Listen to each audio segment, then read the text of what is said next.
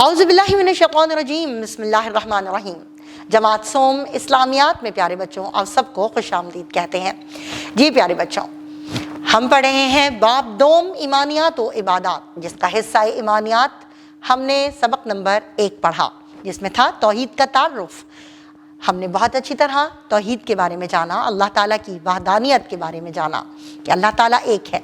आज हम पढ़ेंगे सबक नंबर 2, जिसका उन्वान है नबूवत व रिसालत। नबूवत और रिसालत के नाम से जाहिर है कि अल्लाह ताला ने इस दुनिया में इंसानों की हिदायत के लिए बहुत सारे लोगों को भेजा। उन लोगों को तकरीबन उनकी तादाद के बारे में कहते हैं कि 1,24,000 अंबिया और रसूल को भेजा, जो अल्लाह ताला के पैगाम को लेकर आए और उन्होंने हमें राह हिदायत बताई और दिखाई। साथ साथ हमें बताए आने वाले वाक़यात की ख़बरों के बारे में हमें अल्लाह ताला का पैगाम हम तक पहुँचाया। जी बिल्कुल, उनको नबी और रसूल कहते हैं। तो आइए इसके बारे में हम मुकम्मल तौर पर इस सबक में पढ़ते हैं और जानते हैं। आइए नबूवत और रिसालत पढ़ते हैं। बाब दोम ईमानियात व इबादात में हिस्सा ईमानियात का सबक नंबर 1 तौहीद का तारुफ हमने पढ़ा।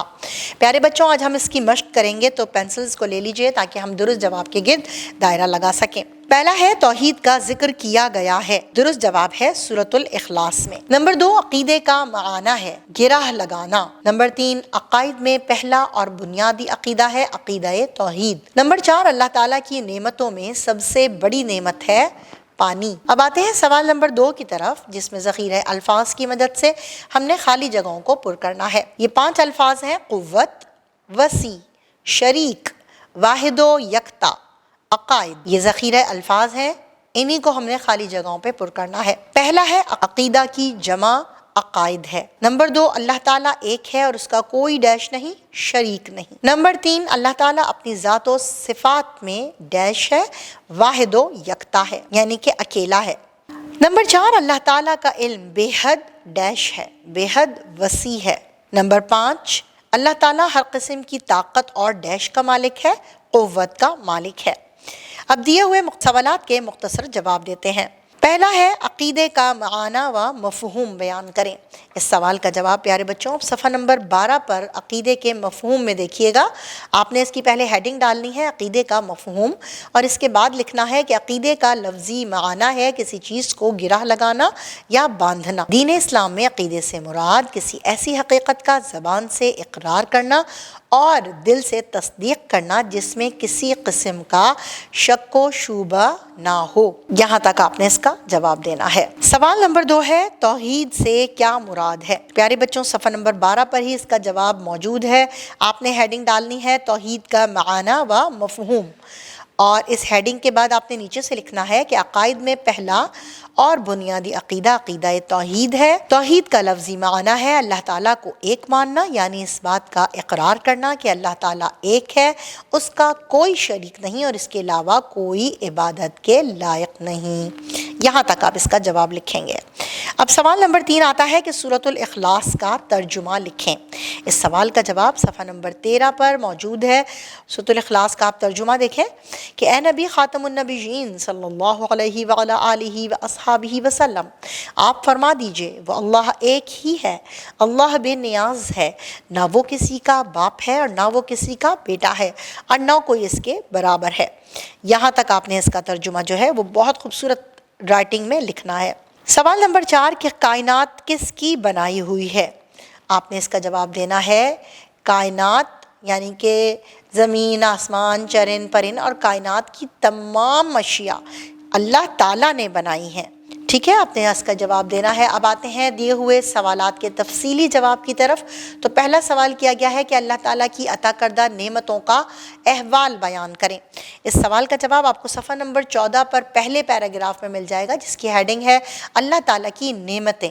और ये पूरी हेडिंग जो आपने ये 5 लाइन्स की ये मौजूद है, इसमें कि हमें रोज़मर्रा ज़िंदगी में बेशुमार नेमतें हासिल हैं, यहाँ से लेकर आपने एंडिंग लाइन तक कि अल्लाह ताला की हर नेमत पर अल्हम्दुलिल्लाह कहना चाहिए, यहाँ तक आपने इसका जवाब लिखना है। क्योंकि बेशुमार नेमतें हैं, जैसे कि पानी है, ऑक्सीजन है, सूरज है, जिस्म है, आँखें हैं, दिल है, یہ بہت تمام نعمتیں جو ہیں یہ آپ نے ان کے بارے میں لکھ دینا ہے۔ اب سوال نمبر 2 آتا ہے کہ توحید کے تقاضے تحریر کریں۔ تو صفحہ نمبر 14 پر ہی ہیڈنگ موجود ہے توحید کے تقاضے، اور یہ 4 تقاضے دیے ہوئے ہیں، یہ بنیادی 4 تقاضے ہیں، وہ چاروں کے چاروں آپ نے یہاں پر لانگ کوسچن نمبر 2 میں لکھ دینے ہیں۔ اب آتے ہیں ذہنی آزمائش کی طرف۔ دی گئی آیت کریمہ کا ترجمہ لکھیں۔ وَإِلَٰهُكُمْ إِلَٰهٌ وَاحِدٌ لَا إِلَٰهَ إِلَّا هُوَ الرَّحْمَٰنُ الرَّحِيمُ۔ یہ سورۃ البقرہ کی آیت نمبر 163 ہے، اس کا آپ نے ترجمہ لکھنا ہے۔ اب تحقیق کی طرف آتے ہیں کہ سورۃ الحشر کی آخری 3 آیات تقریباً 10 سے زائد اسماء باری تعالیٰ ذکر کیے گئے ہیں۔ ان اسماء الحسنہ کے نام اور معانی ڈھونڈیں، اپنے ارد گرد چیزوں کا مشاہدہ کریں اور اللہ تعالیٰ کی بنائی ہوئی اور اللہ تعالیٰ کی توفیق سے انسانوں کی بنائی ہوئی 5 چیزوں کی فہرست بنائیں۔ اللہ تعالیٰ کی بنائی ہوئی چیزیں کون کون سی ہیں پیارے بچوں؟ درخت ہیں، سورج، چاند، ستارے اور بھی بہت ساری ہیں، ان سب کے آپ نے کم از کم 5 نام جو ہیں وہ یہاں پر لکھنے ہیں۔ پھر انسانوں کی بنائی ہوئی چیزیں جیسے کہ فرنیچر ہیں، کتابیں ہیں اور بہت ساری چیزیں آ جاتی ہیں، ان کے نام آپ نے یہاں پر لکھنے ہیں۔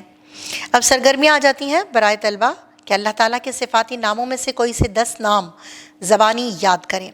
اپنے گھر اور ارد گرد موجود چیزوں کے نام لکھیں جنہیں اللہ تعالیٰ نے پیدا کیا ہے۔ اپنا جائزہ لیں کہ آپ اللہ تعالیٰ کی کن نعمتوں کا شکر ادا کرتے ہیں۔ کلمہ طیبہ اور سورۃ الاخلاص مع ترجمہ چارٹ پر تحریر کر کے کمرہ جماعت میں آویزاں کریں۔ آپ نے آج کمرہ جماعت میں اللہ تعالیٰ کی کون کون سی نعمتوں کا کیسے استعمال کیا، تحریر کریں اور جماعت میں بتائیں۔ رہنمائی اساتذہ میں آتا ہے کہ اللہ تعالیٰ کی عظمت و کبریائی کا بتاتے ہوئے اللہ تعالیٰ کی صفات کا تذکرہ کریں۔ طلبہ کو بتائیں کہ ہمارا معبود صرف اللہ تعالیٰ ہی ہے اور وہی اس کائنات کا خالق و مالک ہے۔